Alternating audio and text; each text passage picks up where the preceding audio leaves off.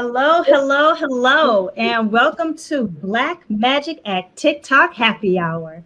I am Joanna McFadden. I'm the moderator for this event and a lifelong advocate for diversity and inclusion. And in my bias lens, a believer that I work in one of the most amazing teams in this company, organizational culture and employee branding.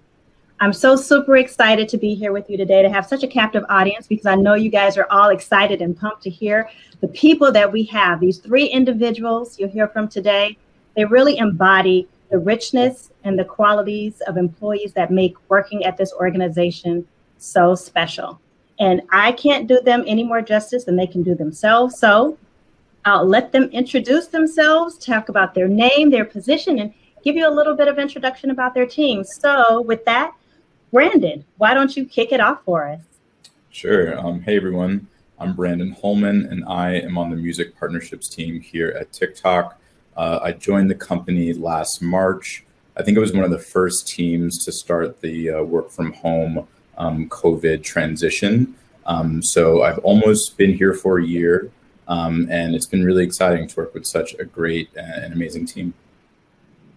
Thank you, Brandon. Great to have you on the team. And up next is Miss Ashley. How are you, Ashley? Doing good. Thank you so much, Joanna. Hi, Brandon. Hi, everyone. Hi, I'm Ashley Blackman. I'm currently the brand marketing manager on the global brand marketing team based in Los Angeles. And I started in late August last year, 2020. Awesome. And last but certainly not least, we have Mr. Hans. Hello, Hans. Welcome. Hello. Thank you for having me on this panel. Super excited to be in the midst of such superstars as everyone on the panel, and definitely looking forward to a good conversation. I'm a brand partnerships lead out of our Austin office, so really representing the ATX. And my job is to primarily work with brands, help them understand the platform, and especially those that have mobile apps, right? So if they have a mobile app and they're looking to scale, partner users, that's where I come in. And I joined the company in February of 2020. So this is actually my 1-year anniversary at TikTok, and I couldn't be more excited. Yay! Happy year anniversary, Hans. So, since we're talking about how long people have been with the company, why don't we start from way back a year ago? Hans, why don't you kick us off and tell us about your onboarding experience? What was it like to join the company a year ago? Absolutely. What an amazing story in the sense that I really wanted to build something from the ground floor. I wanted to come in early and be a part of a story where I was building something from scratch. And I got that opportunity to join the TikTok Austin office as actually our first hire. So when I opened up, arrived on scene the very first day, it was just our head of office and it was me. And we were like unloading things from the shipping elevator and didn't get a furniture. It was unbelievable. And now, I look back a year and we've grown so much since then. But I had the ability to go to New York, to go to LA, and meet all the teams that were there that were already established. And it was such an inspiring thing to see, for example, the new TikTok LA office that was this really nice, shiny object, and compare that to the Austin office, which was, such a basically 2-person show at the time, to see what could possibly be one day. And then just a few weeks later, we went under lockdowns and worked from home. But I was really fortunate that I had that experience to make connections really across the company. I had met folks from Europe who were onboarding at the same time as me in New York, for example. And that's really allowed me to sort of be that liaison to other teams for the entire Austin office. Awesome. So you really took building a company from the ground floor up to a whole nother level is basically what you're telling us. Yeah, in the truest sense. Awesome. Well, we're super glad to have you as a part of that foundation and to really get to know what it's like to be the first hire in an office. That's truly a unique experience. And And so talking about unique experiences, Ashley, what about your experience of onboarding? What was that like for you joining the company? Thank you. Yes, I had a slightly different experience, but still fun nonetheless. My first day, I received my laptop via, I believe, FedEx Express or some express shipping service directly to my door. I had already received my IT logins, all of my information, all of the mobile apps that you need to download onto your phone. And then I was set up for success on my first day, which I was actually very surprised that everything was ready to go on day one. And then also I received a lovely care package in the mail, including a mask, which was nice, just to welcome me into the organization. And then I also, on my first day, had to record a TikTok to introduce myself. And I actually ended up creating or recreating our TV commercial as my introduction video. So that was a really fun experience, a nice way to do an introduction that's different from what I've done before. And since you've done that one TikTok, how many other TikToks have you done since then? Maybe a couple dozen. I try to do stuff with my family. I just recently onboarded my dad onto TikTok. So he's an athlete and he loves creating videos. I'm teaching him now how to hashtag videos so that he can help his findability. I love it. I love it. Well, getting the whole family involved in the process is definitely something that you can share during working from home. So thank you for that. And Brandon, did you have a similar experience to your onboarding? Yeah, so my onboarding experience was a mixture of Hans and a mixture of Ashley. During the interview process, I was really enamored and wowed by the amazing, new headquarters in Culver City. Was really excited to be potentially working in that, big, amazing, building. But then as the pandemic hit and lockdown happened, they inevitably mailed me my laptop as well. And I had to do all the logins and get accustomed to working remote. And, with the world being shut down, the music industry was also just completely upended. No more live shows, no more happy hours with partners. And we had to adjust to a, digital lifestyle. But we quickly, became a destination platform for artists, during the pandemic. So during that time, my onboarding, it was very fast paced. We were really adjusting to this new way of life and the rise and demand of social media. And TikTok as a destination platform for artists. So, coming onto the team, I really just picked up and ran, was taking meetings very quickly with partners, was working with artists on their live streaming initiatives. And within that first week of working, we had several artists go live as part of our Happy at Home series. And from there, live streams were pretty high priority for our team. And not too much later, we were able to do a pretty big weekend experience, digital live stream, which was really exciting and very innovative and first of its kind for the platform and the music industry. So I didn't have too much time, but to roll up my sleeves and to get working. But it was very fast paced and fun. So I'm getting the sense, and this is from all of you really, that this is a culture that there's a lot of firsts, like, first of doing this, first of coming in, first of being in office. Like, this onboarding experience is very unique and new, building the company from the ground up and really, bringing in furniture, working together and doing a lot of these unique things. And when you hear about the culture here at TikTok, I always think about these firsts and being innovative and being new. What is it that, if you can pick one thing that you like about this culture and you like about the company, what's one thing that stands out to you? And it's for anybody. Hans, Ashley, Brandon. Sure, I can take a stab at this. So, oftentimes you'll hear companies say that they are a truly global company, and that means something. But here at TikTok, I really feel that manifest in a way that I haven't seen at any other company. For example, we have weekly meetings where there is folks from Europe, folks from the US, folks from Australia, folks from all over the globe that join those meetings each and every week. and there's an active dialogue, messaging pretty much going on every day, every hour, every day between teams. I routinely get asked from different teams, whether it's in Berlin or Tel Aviv or just other parts of the globe, about what's my experience like in terms of how I'm servicing clients here in the US, and then vice versa. I learn from them about how I can help my clients expand globally. And I've really never been a part of a company where it was so seamless, where that global connection really felt like we were all one big worldwide entity and not just a collection of different, segments of the business. Yeah. Awesome. I would also echo that. Oh, go ahead.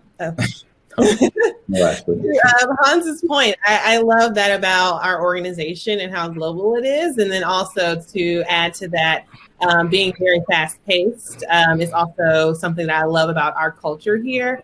And when you combine those two together, you're working on large global campaigns that are making massive impact in real time. And that's something that I think is so unique about working here at this organization, is we're literally turning on real-time campaigns across the entire world 24/7. There's always something that's going to be trending or going viral real time. And as a global marketing organization, we're all keeping our eyes and ears open to what's hot and how do we then turn that into something meaningful for our users. And to fully turn around those campaigns in real time, we have to be collaborative. And that's the word that I think, really exemplifies the culture at TikTok. So many teams and organizations within the company are all working step by step, side by side, every single day. Before coming to this company, I've never seen so many people just collaborate on one document or a presentation. And you can always see how many people are viewing a doc and writing in real time.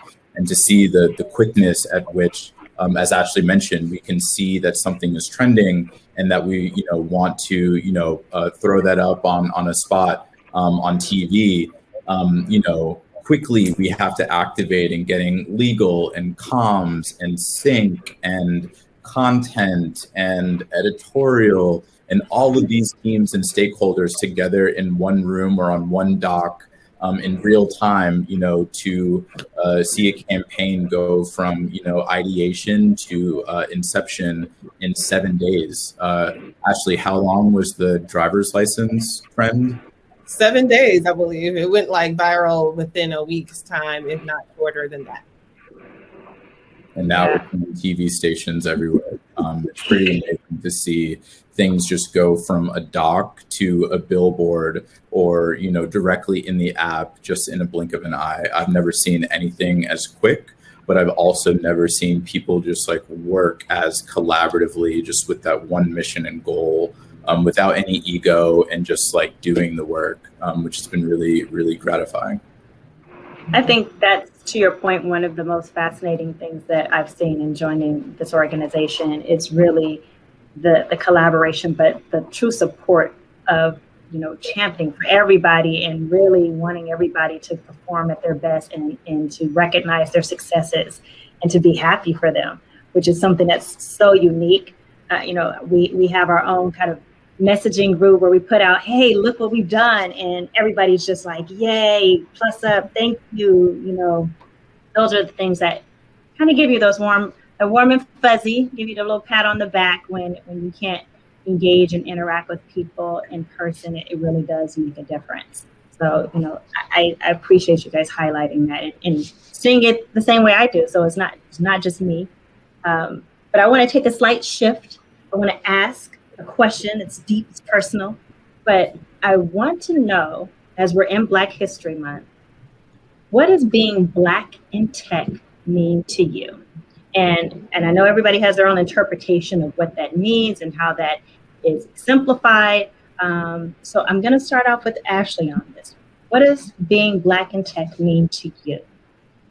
That's a really good question. Thank you. And it is personal, and it is something that you should be proud of as well. To me, what this means, or what being Black in tech means to me, is sometimes being the only Black woman in the room at times.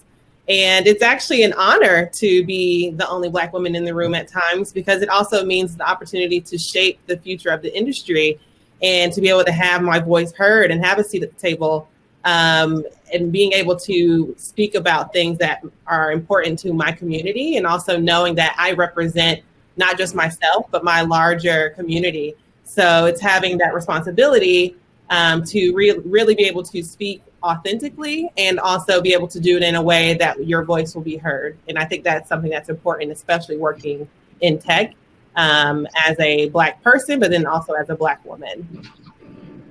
And I think, Brenda, you were mentioning something about that, about representation, about being Black in tech, and how that's kind of living a part of your life. Can you elaborate on that a little bit more for those who are listening to us now? Yeah, so being Black in tech, to me, I carry the responsibility and pressures to, represent my culture, representing myself, especially from the music side. How can I, amplify and elevate Black artists and Black music, and, having a seat at the table to make those decisions of this is what we're going to support and this is why. We have set up different, work streams and different, groups in which I sometimes call us like the culture enforcers, where, we make those hard decisions of, no, like, we're not going to give this opportunity to this artist because this is what they said in the media about, Black people or within culture, and this person is, quote unquote canceled, but like this is not a good look if we partner with this person. And, a lot of the times there's people on the team that might not be aware that that artist or that spokesperson made that statement because it didn't, reach their purview. But someone in the Black community would just look at that campaign and be like, oh, word, like TikTok is going to do that with that person? Like, nah, I don't want to give them my business. So I think I feel like that sense of duty to make sure that, we are telling our stories and representing our culture in the best way, because, other people of other cultures, they might not have those cultural nuances to, be able to tell that story in the best light. So I'd like to do my best to, represent my culture in the best way that I can, give the people, what they want in terms of the music, the artists, the talent that we partner with. So it deeply resonates with the community, and ultimately it makes them happy. It brings them joy, which is the mission, of the app itself. Yeah, another thing I love too is that our leadership team actually seeks out, those insights, and they do ask their teams and organizations for direct feedback on like, hey, should we be doing this? Is this something that is important? Does this matter to you? And having that direct line, I think, is also important to be heard. And like Brandon said, really have an authentic kind of voice and a sense of duty to make sure that our leadership team also believes in those things as well. I think that's highly important. And to add to everything that's been said so eloquently is just, when I'm looking at it from working with brands, a lot of brands understand the power of the next generation of Black people in terms of the ability to be consumers and how do they engage with that community. And I'm helping them figure that out, in a real sense and real tangible way. But also to Brandon and Ashley's point, there is this great sense of responsibility that my performance isn't just a reflection on myself, but everybody that comes after me. And so really paving that path so that the next person who is an underrepresented person in tech, like they feel like they are being judged fairly, not off of any preconceived notion or assumptions, but really the work that they're putting in and how they're performing as an individual. And so that responsibility is something that I put on my shoulders, and I can feel that weight. I know everybody on this panel probably feels the same way.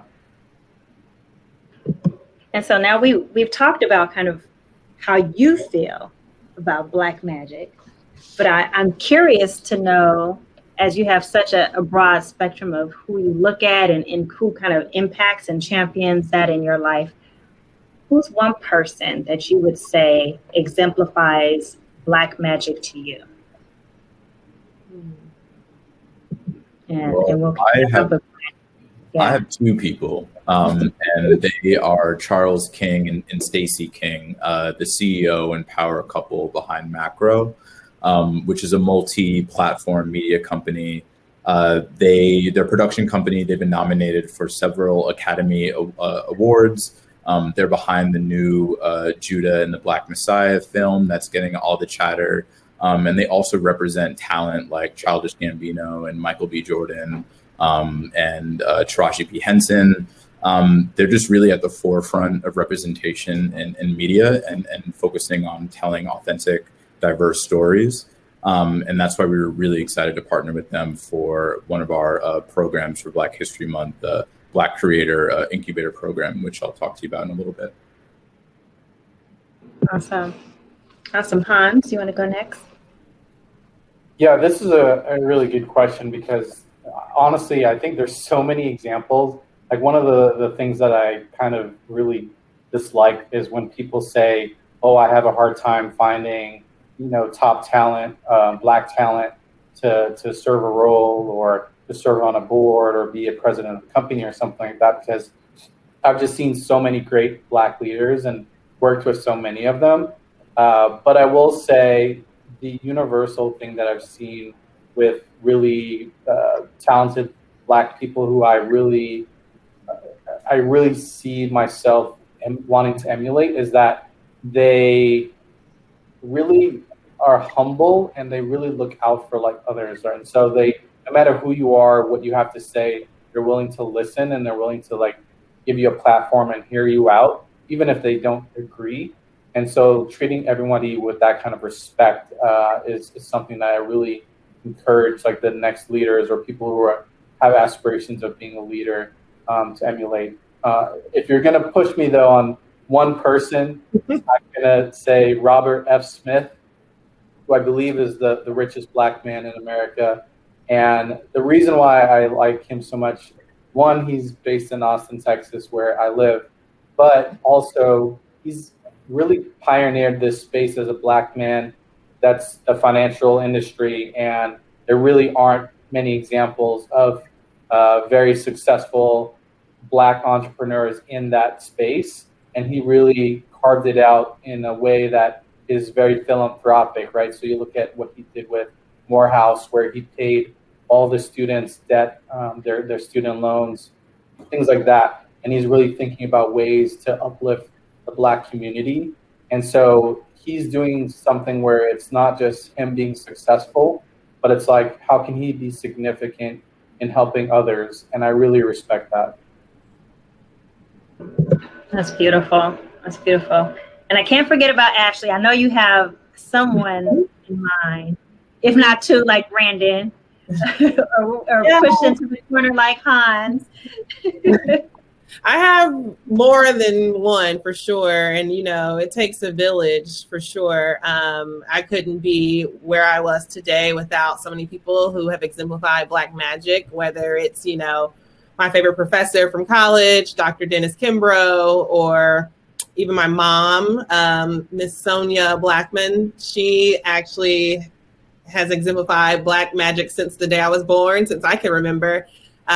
We actually, one great memory I've had of her is actually coming to my elementary school in Durham, North Carolina to teach Black History Month facts, and brought coloring books and just literature, because that was not a part of the curriculum in North Carolina at the time. So one person that definitely exemplifies Black magic is my mom. And then another favorite, just have to throw in there, is Issa Rae. She actually inspired me to want to work in entertainment, and working at TikTok has actually been a blessing in disguise because I've always wanted to work on brands that are adjacent to the entertainment industry. And then I looked up one day, and next thing you know, I'm working exactly in where I manifested. And that is the true manifestation of Black magic. It's just really having people surround you who can inspire you and push you to excel and achieve everything you've ever wanted to do. And so this is a great point, because as we talk about teaching and we talk about education, it's one of those opportunities, your mom did a great thing. Like she came in and helped kind of bring that knowledge to the school so that everybody could have the information and the resources to be aware. So in terms of putting on our teaching hat, what is the advice that you would give Black professionals that are interested in joining the tech industry? We'll start with you, Ashley, since you were on that path anyway. Yes, I'm a book nerd, although I haven't had a lot of time. Although, I mean, we're all at home, so I should have plenty of time to be reading books all day long. But one thing or a piece of advice I give to all Black professionals, I don't care if you work in tech or if you work in marketing or healthcare or finance or anywhere, honestly, is to know your worth and always negotiate. One of my favorite books of all time is called How to Negotiate by Stuart Diamond. He's a professor at Wharton, and I was actually gifted the book at my first role back in New York City from a mentor of mine. And ever since then, anyone I know who graduates from business school or law school or has a just major milestone in their life, when they're ready to begin that next chapter, I always gift them that book. I've actually shipped maybe 20 books from Amazon just to friends and family. Because it's so important to know your worth, especially as a Black professional. Never undersell yourself. Always know your worth. Always. But I'm going to look forward to reading this book. Because I didn't have friends to gift it to me, but I think all of us who are listening now are going to want to get this book and read a little bit more about it. How about you, Hans? What's something that you can, some jewel that you can bestow upon the audience? I think it's all about not just telling someone what you can do, but showing them, right? So have a portfolio of the work that you've done, examples of projects that you've undertaken. And for example, when I was interviewing for this role, I put together a 30-page slide deck on why I not just would be a good fit for this role, but here are examples of things that I've done that would be kind of what I would be doing in the job, right? And no one had asked me to do that. This wasn't part of the interview process at the time or anything like that. I just took that extra step. And I think the more you can sort of show and not just tell, the better that will come across as like this person really understands and is really going to be able to hit the ground running from day one. And I also think that's true of any industry, to Ashley's point. Like, you don't have to already be in tech. You just need to have skills that you feel like you can translate and you can articulate how they can be translated to a tech role, right? So for example, like I used to work at a grocery store in high school, and one of the things I'd always put on my resume is like that taught me how to be really good at customer service. It taught me how to, solve problems on the fly, like things like that. So it doesn't matter what job you have, there's transferable skills. You just need to be able to help others understand how, you can add value. Mm-hmm. That's an important lesson, I think. All of these are true life lessons. Brandon, anything else that you want to close out on this one? Yeah, for me, something that I've learned along my career, I have a tech background and a music background. And for me, it's, building strong connections with my peers versus laddering up.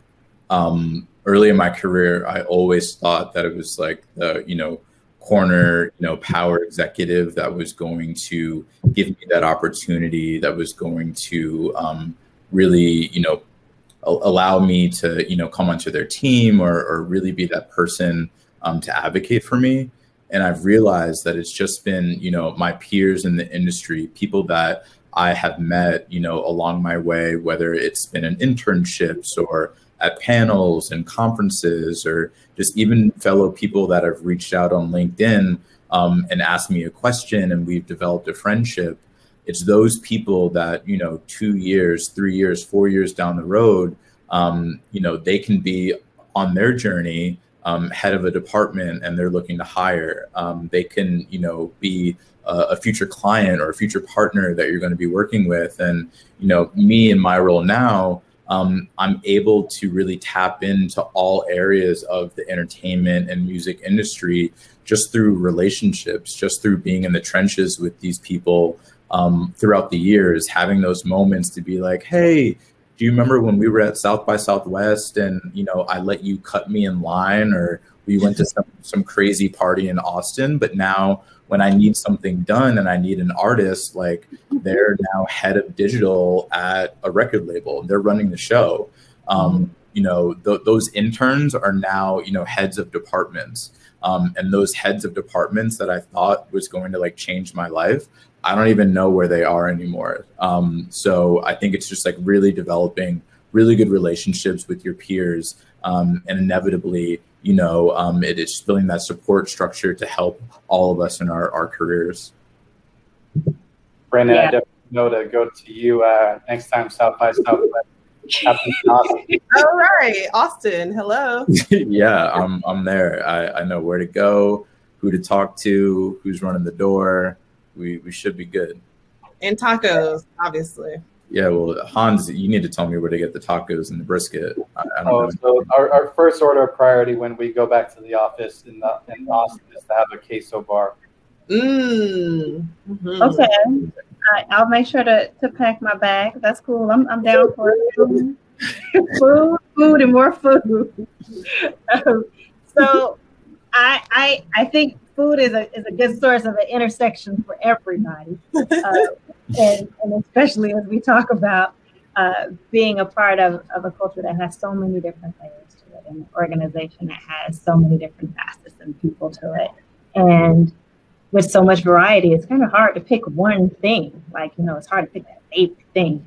But if you could describe, you pick one word, what would you use to describe like hashtag Team TikTok? What does that mean for you? If you go, hey, Hans, Team TikTok means for you.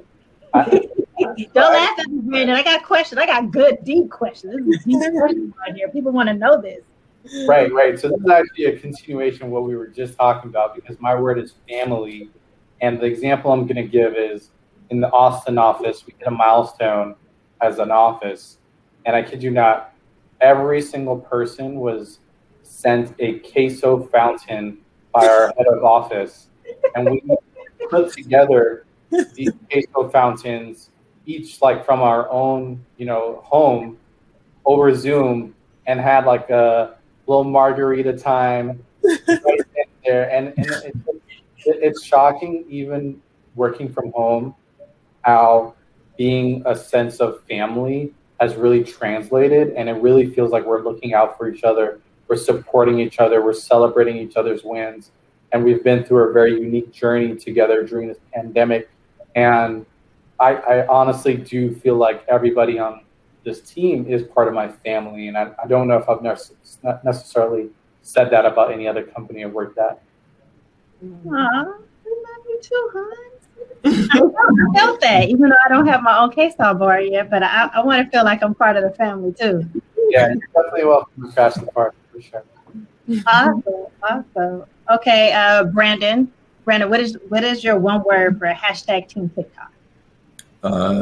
My word would be authentic. Continuing the family vibe. I think like a big family, why people love big families is that everybody is just like unique and like authentically themselves. Like you have that crazy uncle, you have your really cool cousin, and you have, like your aunt that like you really love. And what I love about TikTok is that everybody like truly shows up as themselves. That's definitely like a buzzword of like authentically be yourself and like be unapologetically yourself. But when we're on these Zooms every single day talking to everybody, and maybe it's just because everybody's at home, so you get to see their kids and you see people in their pajamas and sweats. Sometimes everybody's just like not afraid to be themselves. Tying it back to our product, the For You page, that's a feed that's curated to your interests, your likes. And I think that people really take that with them. They're not afraid to say like, hey, like this is what I'm seeing on my For You feed, because I'm like deep into food talk right now. And like, I'm just like seeing all of this stuff. And then your coworkers, like, I'm seeing this underbelly of like emo memes and stuff, and like whatever dark corner of TikTok they are, no one's afraid to like let people know that like those are their interests and this is who they are as a person. And I haven't really seen that as much as I've felt it here. I really love seeing, people, their kids, mine is not here. I had to tell my wife hey, can you go take I to the park so we don't have any interruptions during the call? But seeing people's dogs, I just started a recipe sharing a group, a messaging group for us to share our air fryer recipes, because I don't know about you, but I have been air frying the hell out of some chicken and pork chops. I haven't narrowed down which air fryer I need to purchase yet, so I haven't quite committed, but I will join that group as soon as I purchase it. Yes, there's an air fryer for you. I need to upgrade mine to the 10 quart, but yeah, everybody's just like themselves, and that's what I really love about this place. I think that's awesome. Okay, Ashley, you know the question. Your one word. My one word is quirky, and it kind of touches on Brandon and Hans's just same kind of theory about family and being authentic. But we're also a very quirky group of people. Everyone is pretty unique. Like, there's no one person that is alike to another. Everyone is pretty different, but then we also have a lot of similarities that bring us all together. And like Brandon said, the meme culture is so great here that you can literally laugh at yourself all day long. You can laugh at your own jokes, or you can laugh at other people, but at the end of the day, it's all fun and it's all family, and that's what I love about it. And Brandon is the crazy uncle of the group. I think you just got put on blast there, Brandon. Is that just the air fryer, Ashley? You can tell me. Nobody else. I'm not mad at that. I bought an air fryer and I have not used it once because it's just this big behemoth of a thing and I don't have any clue how to use it. But I just bought it because everybody's telling me I have to get an air fryer. Well, you need to join. FOMO. And so hearing about you, at least you're one step closer to perfecting it than I am. I haven't quite pulled the trigger on that. It's interesting. I think, like, even this conversation, right? We're talking about air fryers. Like, it is, I think the thing that's really unique about the company is it's just genuine. These are real people, real individuals. It doesn't have that pretentiousness and that kind of snooty feeling of, oh my gosh, I have to put on this air to be a certain way to talk to somebody.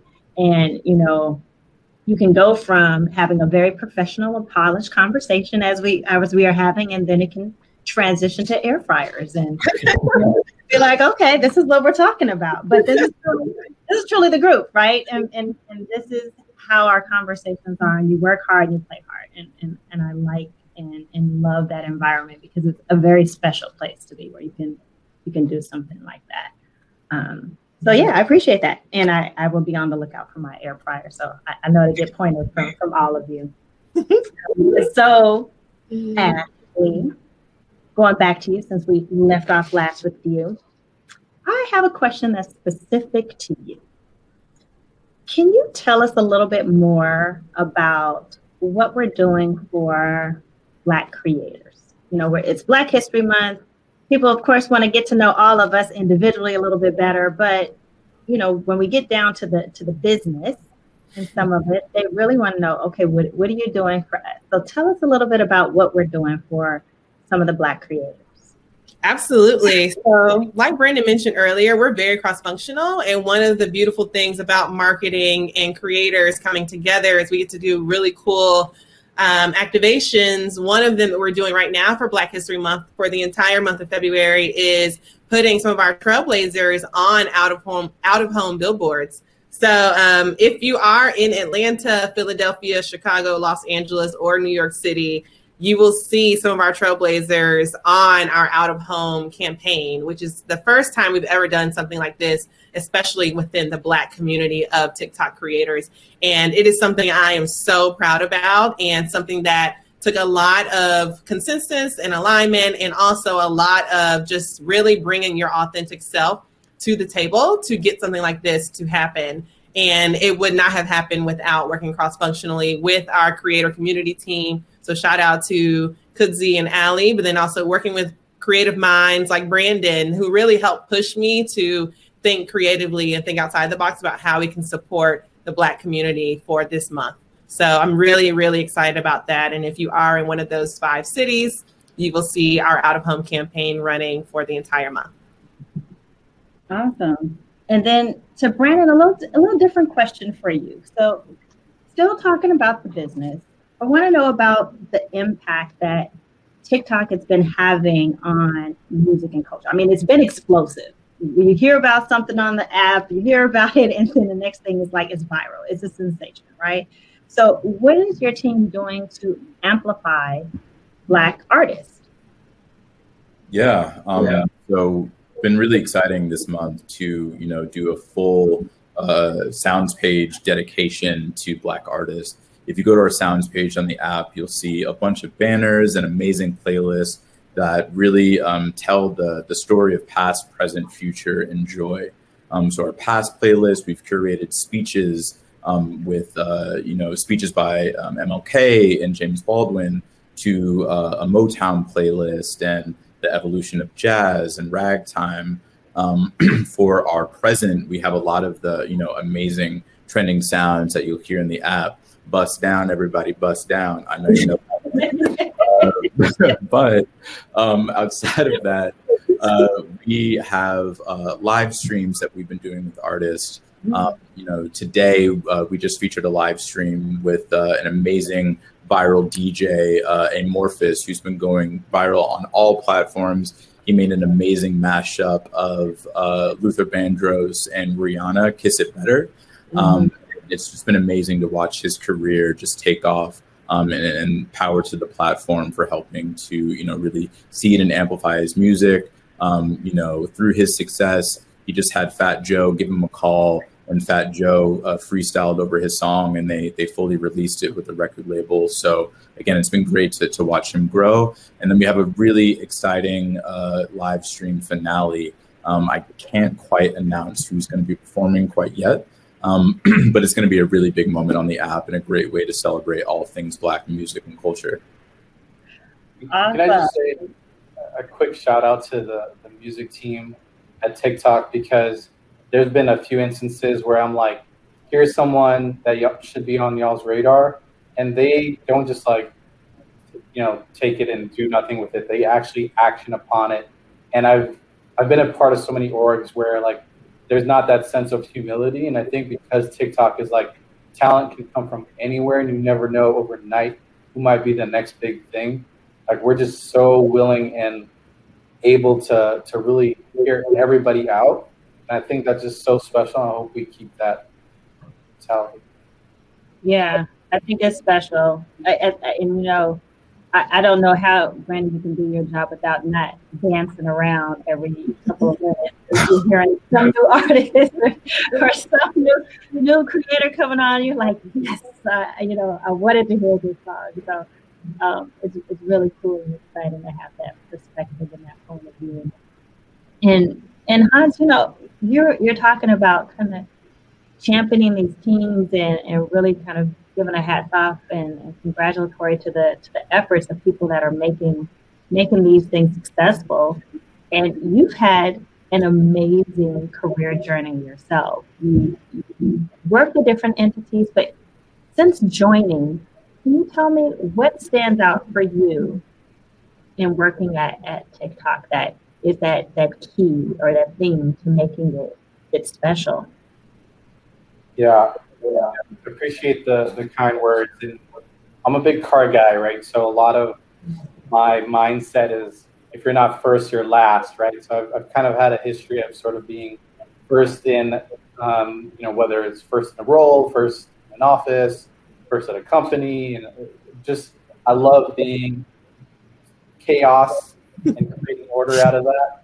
and certainly that's sort of what I stepped into at TikTok, and creating that structure and having a North Compass and the confidence that comes from, I've seen a similar sort of instance of how this plays out in the past, and being able to then shape the direction that we go forward has really, really been exciting for me.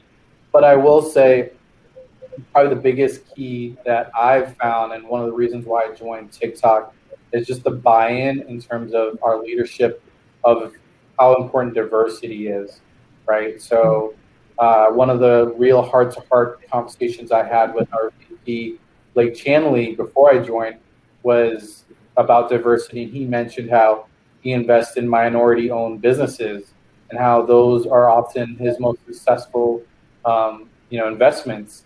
And that spoke a lot to me. And another example is our head of office for Austin, Garland Hill. He was the executive sponsor of the Latinx group at my previous company. And, he's really, really taken it upon himself to not just talk about diversity, but take action to show how important diversity is. And so that's something that I find very refreshing, and been a part of why I think throughout this entire conversation today, you've heard us talk about the authenticity, the diversity, the global nature of TikTok, and why it works so well here. I love it. I love it. As we talk a little bit more about the apps and about the people, we're celebrating Black History Month, and I'm curious as to how is Black History Month showing up in apps, and what does that really look like, and kind of give that impression for our audience. Can you give us a little insight on that, Ashley? Absolutely. This is actually our first time celebrating Black History Month for the entire duration of the month. This time last year, there was a large finale for our creators, which was an amazing effort put on by the team at the time. But now this is truly a full 360 experience, 3-month-long programming in 2021, including live streams, surprise appearances, music programming. We also have in-app rewards, which is really nice and something we're working on with our user growth team and the Shop Black Businesses team. Something that we're really, really proud about. Another thing that we're super excited about is continuing our support with 9 nonprofit organizations. One of them being the Thurgood Marshall College Fund, which is something that I'm very passionate about as well, because I graduated from historically Black college. And 2 of those HBCUs are actually from my hometown, North Carolina A&T and North Carolina Central University, which is something like I literally grew up on those campuses. So for TikTok to support those 2 HBCUs made my entire family so proud of me, of working at TikTok. They sent me all the local news clippings, WRAL, the Herald, Sun, the News and Observer. I mean, literally, like those are like local, like very, very local. And when you have a brand investing that deeply into the community, that's when you know you're doing something right. So I'm very happy to see our brand continuing to invest, not just in February, but the entire year in the app, but also off platform in the community. Well, I think that's a good segue to maybe Brandon giving us some highlights there. So we have all this great stuff going on throughout Black History Month, and kudos to you and the team and the rest of the company for doing something for the entire month. So that's absolutely amazing. But Brandon, can you tell us a little bit about the incubator program for those who may not know what that is? Yeah. So, Black creators have been a driving force for the community on TikTok, and we're deeply committed to, elevating and amplifying their voices. So last month, we announced the TikTok for Black Creatives program, which is going to be a 3-month-long program really focused on nurturing and developing 100 Black creators and music artists. We're trying to help them reach new heights in their careers. So we partnered with Macro, Charles King company that I mentioned before, to create a grant for a select group of these creators and music artists to fund in this grant program to fund resources, production equipment, and other creative content and development tools. The 3-month program is going to be filled with speaker panels and mentorship and conversations directly with the TikTok team to enhance their content and creativity on the platform. And like I mentioned, a select group of creators will have access to a grant where they can really, fund their creative dreams and projects moving forward. That's super exciting. And they can find more information about this where? We announced it on our blog. By the time this is airing, wait, I probably shouldn't mention that. Let's go back. Where can they find more information?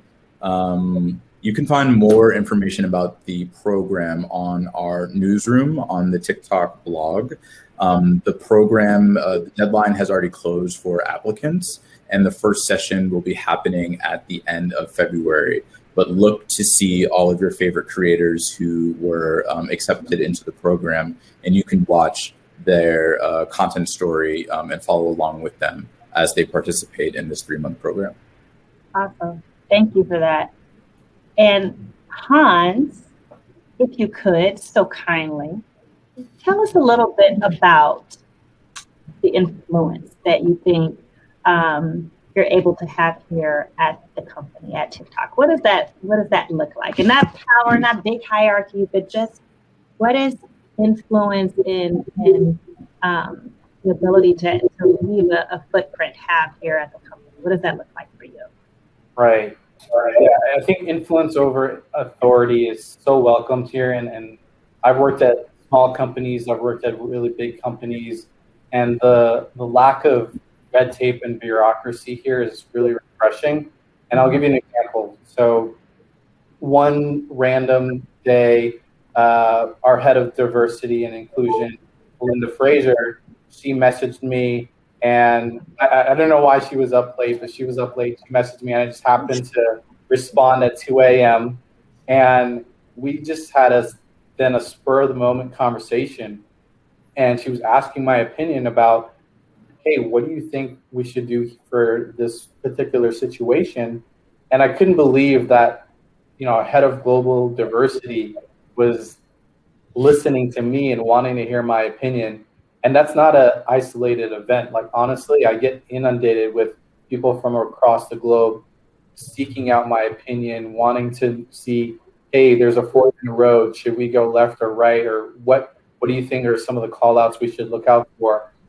And I'm able to not just offer suggestions, but a solution-oriented mindset where it's like, here's the problems that I'm seeing, the obstacles, the challenges that you might encounter, but also here's where I think we could mitigate some of these risks and how we can really accelerate the business. And it's just, the only way to put it is like, it really doesn't matter what your title is. If you show that you have that solutions-oriented mindset and you're willing to back it with data, you're willing to really come to the table in terms of voicing your opinion, people will listen and you will have an ability to voice that. And the only other thing I'll say, I know I've been talking for a while, but this is really kind of near to me, is like, I've never really had ambitions to be anything other than an individual contributor at most of the other companies I worked at. But at TikTok, because of the ability to influence without this bureaucracy and red tape, I really do for the first time see an avenue where I want to have ambitions to be an executive, and I want the sort of ability to go after that. And the company, by the way, is supporting me in terms of here's leadership training, here's leadership circles, here's mentors and different folks who can help you along that journey if you have that ambition. Mm-hmm. I love it. Yeah, and I think that's really important. I know feeling like you have a place within an organization to not only drive impact and influence, but to actually move up and advance and not feeling stagnant is a great feeling, and that doesn't always happen. Sometimes it can be, you're in that place and you're not necessarily comfortable. But even here, a lateral position is a change because that department has its own culture. And as you continue to move up, you're just like, whoa, what is this? And everything is new, and you want to improve it and make it better. And I think that's a beautiful feeling. So thanks for sharing that, Hans, because that was very important to hear. And we're getting close. I know everybody's really excited. I have a few more questions if you don't mind. If I keep you on just a bit longer, but TikTok was recently named Ad Age #1 Marketer of the Year. I mean, this is kind of big. And as this is something that's straight up in your wheelhouse, how has this experience been working for a brand that has that amount of recognition? I mean, you're getting it, and especially within the last year. So Ashley, I feel like this one's more directed towards you because this is in your wheelhouse. Can you give us some insight on what that feels like? It's honestly the most incredible feeling working on this brand this year, especially given the year that we've all had. Oh my gosh, like, can we all take a moment and just be thankful that are to work on a brand like this in the year that we've had. I mean, it has been absolutely transformational. I mean, being recognized #1 Marketer of the Year is something that I've always, cherished and have looked to other brands as aspirational. And here we are, the #1 Marketer of the Year. Like, our team, our marketing team, but then also the larger organization would not be able to do this without having a diverse group of people that are powering the brand behind the scenes. For your brand to really grow exponentially, you have to have people who all are not the same backgrounds or come from the same school of thought to be able to achieve something like #1 Marketer of the Year. This is not something that is easy to do.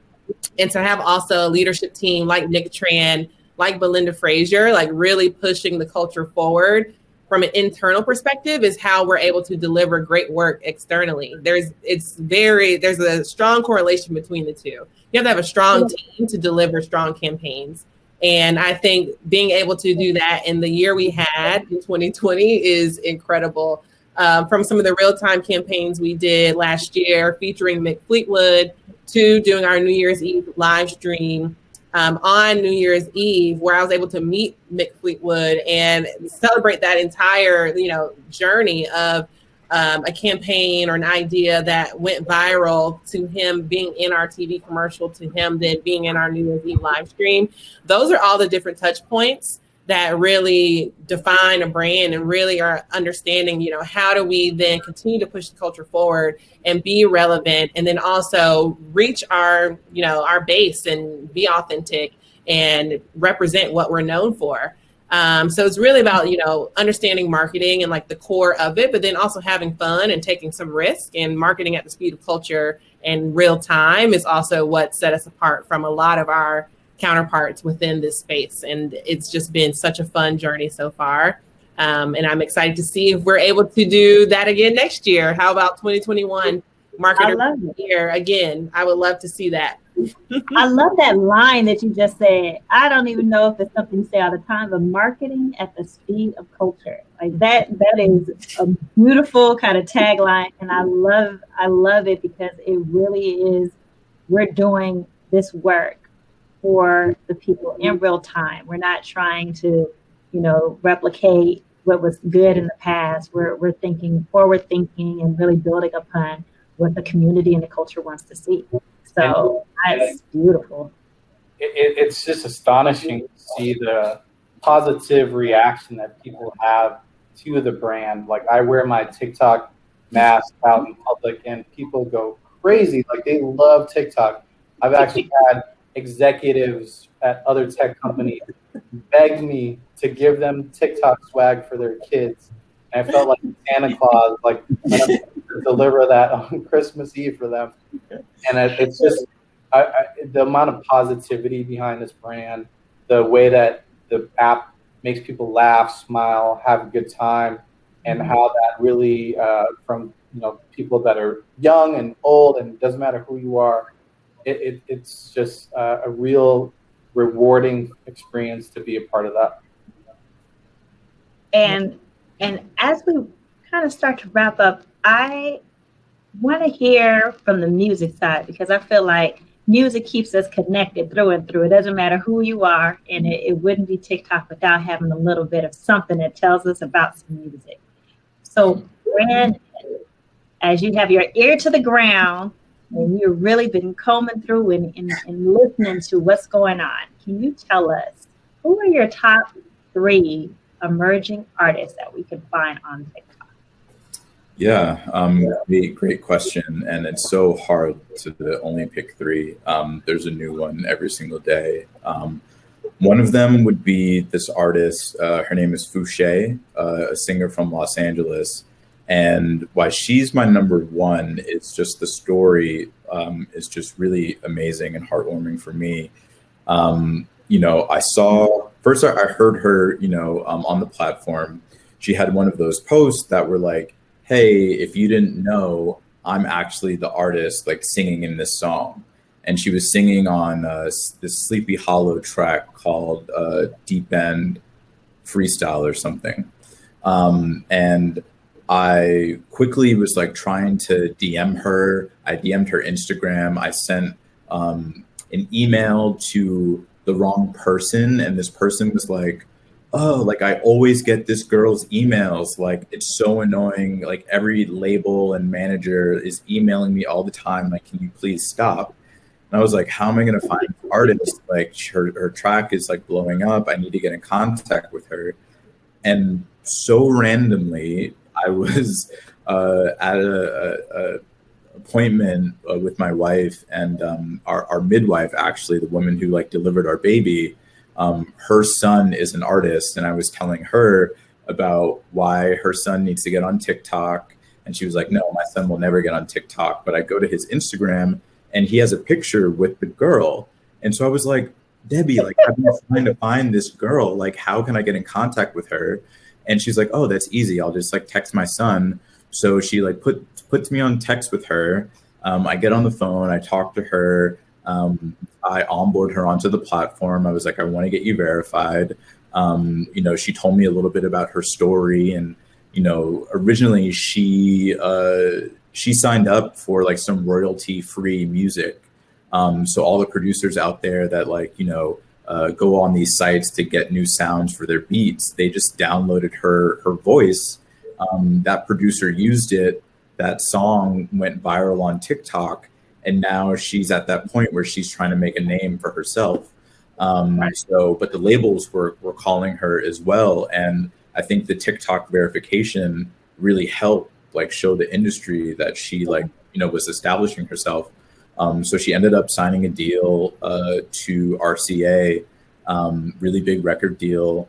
I just had dinner with the midwife last week, and she was like, Brandon, like I think you might have like changed this artist's life. Like when you hit me about getting her contact, like she was living in an apartment with like 2 people. Like now she's in her own apartment. I don't want to say like Fouché, if you're watching, it's like it was not me like you deserve. But I was really excited just to see her blossom. She's doing amazing things at RCA, and the record label Empire, who originally released that track that blew her up, they sent me a record plaque. And as a kid, I always dreamed of getting a gold or platinum record. And I was totally surprised to get it in the mail. I thought it was like some more TikTok swag. They send us a T-shirt like every day, and I like freaking out. I like ran inside. I was like, my wife, I'm like, look, like I have my first plaque. So I'll always, be super connected to Fouché and want to see her win. But please check her out. She's a great artist. Another one is a rapper named Biddle. He's just like super creative, and he's just like a TikTok, artist, true and true. he's just super creative and his content is amazing. And then another artist, she's not emerging, but we just onboarded her and she's just posting the most amazing TikToks. It's SZA. I'm just obsessed with her new rollout. I listen to Good Days like all the time. And if you want to see just amazing looks, amazing fashion, amazing vibe, go to SZA's page. Her screen name is actually SZA or actual SZA. But it's just so dope, and I'm just so excited for her album. It's coming out soon, and we're going to be working on some really cool things with her. We're SZA stands over here. Definitely. Well, I definitely want to thank you all for carving out some time to highlight really the company, highlight yourselves, tell us a little bit more about that intimate side, kind of behind, peeling back the curtain of what it is to be Black at TikTok, right? Because this truly is a special place. It's Black History Month, but this is Black magic, and it will continue every single day. But today and always, I want to thank you and thank you all who have attended and watched us for this time. I hope you learned something. Hope you made new friends. I'm sure you all connect and be like, hey, I want to be the next person on Brandon's wall too. So, and if you have some air fryer recommendations, go ahead and drop that in the chat, or some recipes, whatever that may be. But again, thank you all for joining us in today's presentation on Black Magic at TikTok Happy Hour. Take care, everybody. Thank you. Thank you. Thanks, Joanna.